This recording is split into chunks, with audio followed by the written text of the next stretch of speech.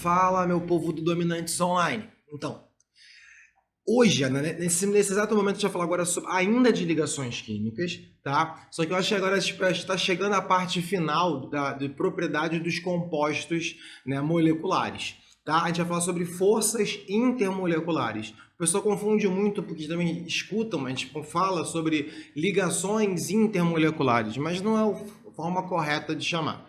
Lembra sempre o seguinte, intermoleculares porque são entre moléculas. Para formar uma molécula eu preciso de ligações covalentes. Então eu estou falando a partir do momento que eu já tenho essas moléculas, como elas irão interagir. Beleza? Então vamos lá. Vamos lembrar o que a gente já conversou. A gente já falou para entender as propriedades dos compostos moleculares. A gente precisa, primeiro, a gente já viu a polaridade das ligações, a gente falou da geometria, a gente falou da polaridade das moléculas para chegar nesse compilado de conteúdos e falar agora sobre as forças intermoleculares. Veja bem, o que são essas forças intermoleculares, né? A gente chama também ou de interações.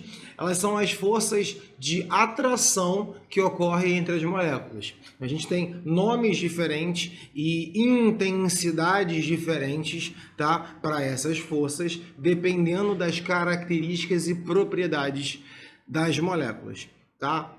Vamos lá. E elas, logicamente, as forças de interação vão associar as propriedades dessas moléculas. Vamos aqui, ó. Vamos primeiro falar quais são. São 4 que a gente trabalha. Na verdade, essa última aqui não é uma força de interação entre moléculas, mas quando chegar nela eu falo. Veja bem, eu já coloquei em ordem de intensidade.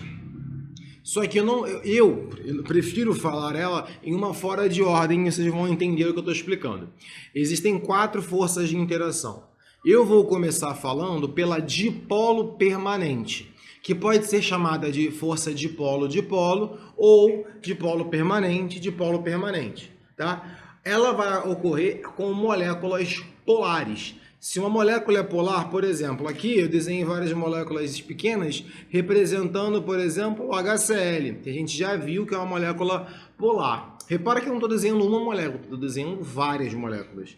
Por quê? É uma força de interação entre moléculas polares. Por que elas estão interagindo? Porque elas estão se atraindo. Porque existem polos, regiões diferentes. Lembra sempre, o HCl, deixa eu pegar aqui o branco, pronto, o pílula branco aqui. O HCl é uma molécula polar, onde a carga parcial negativa está ao redor do cloro, enquanto a carga parcial positiva está ao redor do hidrogênio. Então, por exemplo, nessa estrutura aqui, essa região é mais negativa e essa região é mais positiva.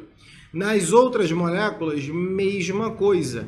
Então, o hidrogênio, ou a região que está ao redor do hidrogênio de um HCl, tem atração, não é que vai se ligar, mas se aproxima da região onde está a carga negativa, a parte negativa aparente da outra molécula.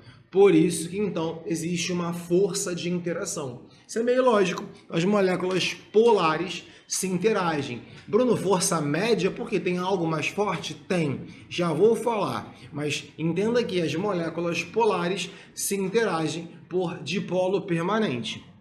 Se as moléculas polares, quer dizer, Bruno, as moléculas polares se interagirem, eu até entendo. Mas isso quer dizer que as moléculas apolares, as moléculas não polares, não irão se interagir? Mentira, aí que tá. A dipolo induzido.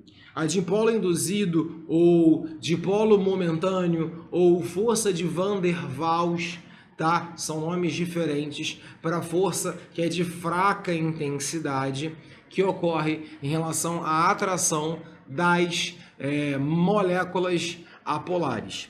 Isso acontece porque em momentos, ou por indução, por aproximação entre elas, elas acabam gerando polos momentâneos, polos induzidos. Como é que isso vai funcionar? Essas moléculas tendem a ocorrer repulsão entre elas. Então, se por alguma questão de volume, de proximidade, elas se aproximam, ela desloca a nuvem eletrônica, ela desloca toda a nuvem eletrônica em função de afastar, né, do outro átomo. Quando ela faz esse movimento, ela cria uma distorção. Por momentos, deixa eu pegar aqui a preta porque a imagem é branca. Por momentos, uma região dessa molécula que era polar fica mais negativa em comparação a outra que fica mais positiva, porque todos os elétrons se repeliram, se afastaram e se deslocaram, tá? Formando assim um composto que naquele momento tem polos. Certo? E aí, como isso acontece em direto, em devidos momentos tem polos que ocorrem atração entre a estrutura. Então é uma força forte? Não, é uma força fraca. Dentre todas as que a gente vai analisar, essa é a mais fraca. Mas as moléculas não polares também têm uma força de interação. Né? Existe uma atração. Se não tivesse nenhuma força de atração entre elas, não existiria moléculas apolares no estado líquido nem no estado sólido, porque são estados de agregação da matéria onde ocorre uma interação entre os materiais. Tá? Uma associação rápida, mas ocorre. É a mais fraca em comparação às outras forças, mas é uma força de interação sim. Então agora você entendeu que as moléculas polares fazem interação média e as moléculas apolares, as moléculas não polares, fazem uma força de interação fraca. Bruno, mas eu só aprendi que a molécula é polar ou não polar. Tem um meio termo aí? Bom, tem. Na verdade não é um meio termo, então vamos lá, presta atenção. A gente vai falar agora sobre ligação de hidrogênio. Então, se a gente viu que existem as forças de intensidade média, né, e a fraca, é lógico que tem alguém que a gente vai classificar como força de interação alta. A gente vai ver também isso muito na biologia, tá? Por quê? Porque a maioria dos compostos, a maioria não, mas se fala muito nos compostos moleculares, nos compostos presentes nos organismos vivos, a interação que a gente conhece como ligação de hidrogênio, tá? Não é uma ligação. A gente chama de ligação porque a gente pode mensurar que a atração entre essas moléculas é tão alta que parece que está ligado, tá? Parece que está compartilhando elétrons tão próximo quanto. Tudo bem? É essa a analogia que a gente faz, a ideia de representação. Mas é sim uma força de interação. Vamos dizer que é um caso especial da dipolo permanente, tá? Por isso que a gente considera como alta. Então tá, mas quando ocorre? Vamos lá. Ela ocorre primeiro, a molécula tem que ser polar. Beleza? A molécula tem que ser polar. E além disso, ela vai ter que ter uma localização, uma parte na sua estrutura que tem uma grande diferença de eletronegatividade. É quando tem um hidrogênio, que é um átomo muito pequeno, né? É o menor átomo que faz ligação, é o hidrogênio, ligado a um cara que é altamente eletronegativo. Quando eu falo um cara, é um átomo. Quem são os 3 elementos mais eletronegativos que existe? Flúor. Deixa eu mudar a minha cor de caneta, peraí. A gente tem o flúor, a gente tem o oxigênio, a gente tem o nitrogênio, tá bom? Então, quando a gente for lembrar da ligação de hidrogênio, provavelmente, se você não viu, você vai ver a gente falando HFON, porque é hidrogênio ligado ou a flúor, ou a oxigênio, ou a nitrogênio. É uma forma que tem. E aí, a gente pode falar, então, logicamente, da água. Né? A água, H2O. Então, na água existe uma molécula polar, a gente já viu. Existe oxigênio ligado a hidrogênio. Tá? Então, por isso existem interações, sim, mas veja bem, presta atenção. A ligação de hidrogênio não é a ligação do próprio oxigênio com o hidrogênio, não, tá? É a ligação, é a interação entre aquele hidrogênio com um oxigênio de outra molécula. Isso é interessante para a água, porque a gente consegue, por exemplo, traçar várias propriedades que a água tem distinta de outros compostos que têm uma massa parecida, então deveriam ter propriedades parecidas por essa interação. Né? Compostos com a mesma estrutura de geometria e parcialmente a mesma massa tendem a ser encontrados no estado gasoso. A água já tem uma interação maior, então suas moléculas, pela questão de estado de agregação, é encontrada no estado líquido, né? Outras propriedades também da água são descritas devido a essa ligação de hidrogênio. A gente vai ver ao longo das aulas, e eu sempre vou falar sobre isso. Tá? O que mais?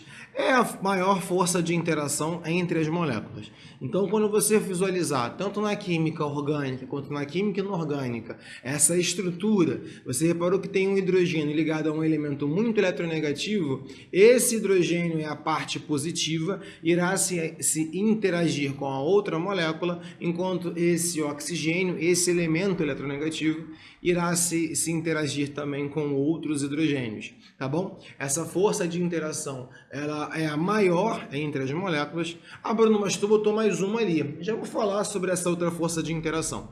Relaxa, tá? Só que, cuidado, tá? Porque a gente tem que analisar quando acontece ou quando não acontece. Então, assim, são 3 forças de interações. Você vai verificar primeiro se a molécula é polar ou não. Se ela não é polar, dipolo momentâneo, dipolo induzido, força de Van der Waals. Se a molécula é polar, aí você visualiza se ela tem hidrogênio ligado a flúor, oxigênio e nitrogênio. Um exemplo muito comum que o pessoal acaba esquecendo é na própria fita de DNA, lá da biologia, né? O que a gente tem é aquela cadeia, aquela fita ligada por bases nitrogenadas. E uma cadeia ligada a outra, né? Uma fita ligada a outra, porque não é ligada, são interações que existem ali. São interações entre as duas fitas que mantêm essas duas unidas. Elas podem se afastar porque não existe nenhuma ligação de compartilhamento de elétrons. É apenas a interação das ligações de hidrogênio. Bom, beleza? Então, Bruno, qual é a outra que você estava falando? Íon dipolo. Aí é cuidado, o que acontece? Íon dipolo não está dizendo. É entre um íon, alguém que tem carga real, com moléculas polares. Assim como também existe, já caiu alguns textos, mas não estão comentado, a interação íon-dipolo induzido, certo? Mas aí seriam de um íon com uma molécula não polar, que não existe uma interação tão grande. Essa é uma interação forte? É, tanto que é capaz, né, as moléculas polares, dependendo da quantidade que é dada, principalmente a água, de separar o composto iônico, separar o cátion do ânion. E então esse cátion se interage bem com moléculas polares? Claro, logicamente. Qual é o nome da força de interação dos cátions ou dos ânions com as moléculas polares, principalmente com a água? Força de interação íon-dipolo. Tá? Porque íon ali não é dipolo, não tem 2 polos dentro de um íon só, ou ele é totalmente positivo ou totalmente negativo, e as moléculas vão se reorganizando em função disso. Sei lá, por exemplo, o sódio, que é positivo, tem o Na e o Cl. Se você pensa em moléculas de água, você vai reparar que as moléculas de água se agrupam, né, colocando o hidrogênio, que é, na verdade, o oposto, né? Se aqui é positivo, tu vai colocar o oxigênio de moléculas de água, que é a parte negativa da molécula, se interagindo com o íon. Qual é o nome da interação que está ocorrendo aqui? Íon com o polo negativo da molécula, íon dipolo, tá bom? Tá? Então essas são as forças de interações, só para você ter noção de novo, eu vou colocar ela em ordem para você ver, ó. A ordem é essa, tá? Aqui a gente não mensura qual das duas é maior. Por que a gente não mensura? Porque depende muito mesmo. Porque se tem moléculas com vários pontos de interação, ou seja, que tem várias localizações para efetuar a ligação ou a interação de oxigênio com hidrogênio, ou nitrogênio com oxigênio, a ligação de hidrogênio se torna mais forte. Tá? Entre moléculas semelhantes, ela também se torna mais forte. Então depende muito de qual propriedade, que é o assunto do que a gente vai falar no próximo tópico, tá? Eu estou falando, mas de intensidade é baixa, média, e essas duas intensidades são altas. Bruno, e a ligação iônica? A ligação iônica é entre íons. Ela por si só é uma ligação intramolecular e é uma força de interação. Porque é a interação entre os íons, beleza? Tá bom? Ela é mais forte que todas essas. São íon-íon, né? Aqui não é íon de pólon, é íon-íon. É a ligação iônica, tá? E a ligação metálica também, mas a gente não utiliza esse comparativo da ligação metálica, só para vocês terem noção, tá bom? Fechamos todos esses preceitos. Próxima aula a gente vai falar sobre as propriedades a partir desse conhecimento. Então a gente já compreendeu geometria do composto, polaridade da ligação, polaridade da molécula e, por último, quais são as forças de interação que existem nessas moléculas, baseado em saber, né, ou melhor, sabendo que a molécula é polar ou que a molécula é apolar. Tá bom? Fui! Até a próxima. Beijo grande, abraço forte e fui.